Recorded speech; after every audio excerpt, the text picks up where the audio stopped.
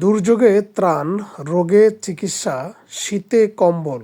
শেরপুরে মাদ্রাসা হয়ে উঠেছে মানবতার আশ্রয়স্থল।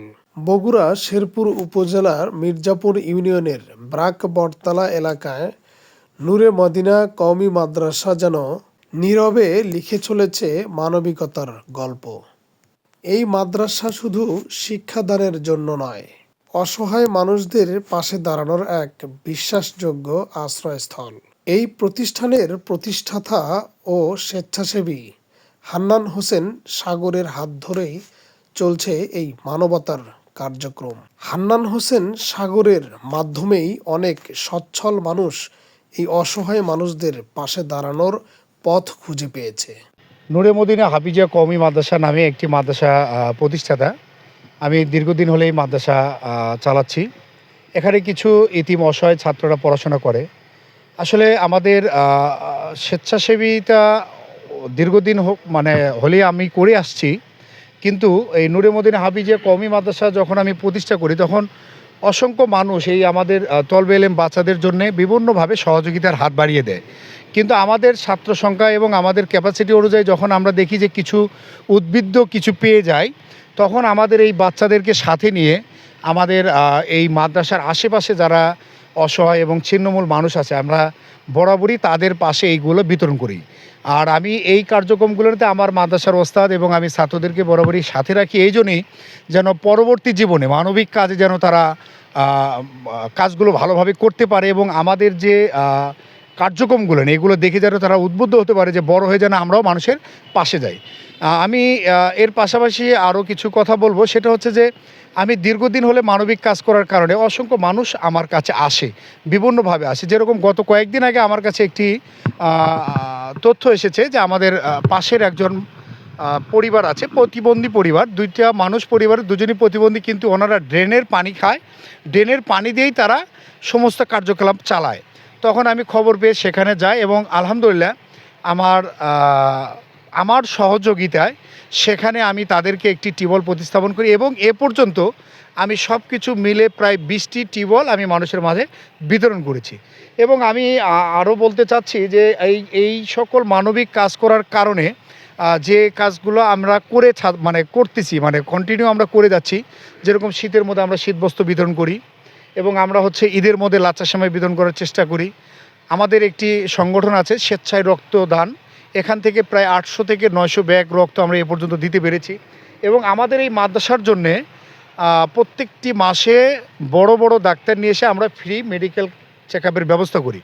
সেই সাথে আমি আশেপাশে যারা গরিব মানুষ আছে, যারা টাকার জন্যে বাইরে চিকিৎসা নিতে পারে না, আমরা মাইকিন করে তাদেরকে ডেকে নিয়ে এসে সেটা আমরা সাথে সাথে ফ্রি চিকিৎসারও ব্যবস্থা করে থাকি। এবং আমি আরেকটি কথা বলবো যে আমাদের এই মানবিক কাজ করার কারণে যখন অনেকেই আমাদের কাছে আবার সহযোগিতার হাত বাড়িয়ে দেয় যে এইগুলো ভুক্তভোগীদের হাতে আপনি পৌঁছায় দিবেন। গত কয়েকদিন আগে আমার কাছে 10টি সেলাই মেশিন এসেছিলো, আমি এই 10টি সেলাই মেশিন বিতরণ করেছি আলহামদুলিল্লাহ।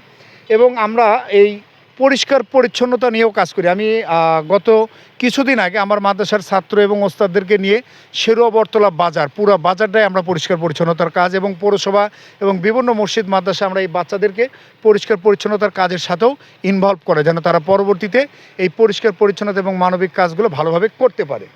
এবং আপনারা জানেন যে আমাদের বাংলাদেশে অনেক বড় একটা ট্র্যাজেডি হয়েছিল রানা প্লাজায় আমাদের শেরপুরের 4টি পরিবার 4টি মানুষকে হারায়। আমরা এই রানা প্লাজার পরিবারের পাশেও দাঁড়ানোর চেষ্টা করেছি, আমরা যতটুকু পেরেছি তাদের পাশে দাঁড়িয়েছি। এবং আপনারা দেখেছেন যে বাংলাদেশের সর্বকালের সর্বশ্রেষ্ঠ একটি বন্যা যেটা গত বছর হয়েছিল ফেনী এবং কুমিল্লায়, আমি ওখানে 7 দিন অবস্থান করে বিভিন্নভাবে ত্রাণ বিতরণ করার চেষ্টা করেছি। এবং আমি এই যে টিউবওয়েল প্রতিস্থাপনের এটা আমরা বিভিন্ন মসজিদ মাদ্রাসা এবং যাদের বাড়িতে টিউবওয়েল নাই, গরিব মানুষ, এর পাশাপাশি গত কয়েকদিন আগে আপনারা দেখেছেন অবশ্য যে হিন্দু পরিবারেও আমি 2টি টিউবওয়েল প্রতিস্থাপন করেছি।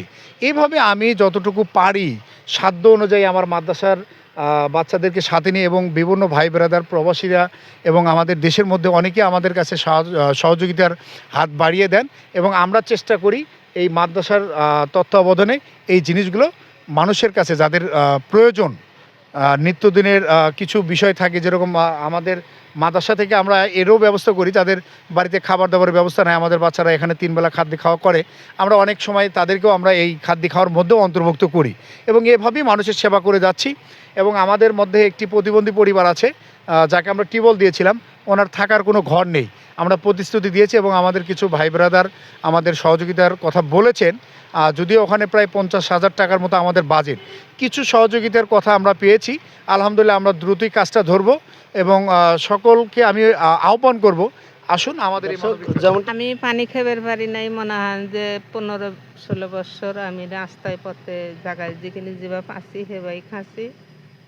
এই দেহে মনে হয় যে হান্নান ভাই আমাকে একটা টিউবওয়েল দিয়ে দিছে, আমি এখন সেই টিউবওয়েলে পানি খাচ্ছি। আমার ভাতিজা বউ কাজ জানা ছিল, কিন্তু খুব দরিদ্র, তার মেশিন কেনার মতো কোনো পয়সা ছিল না।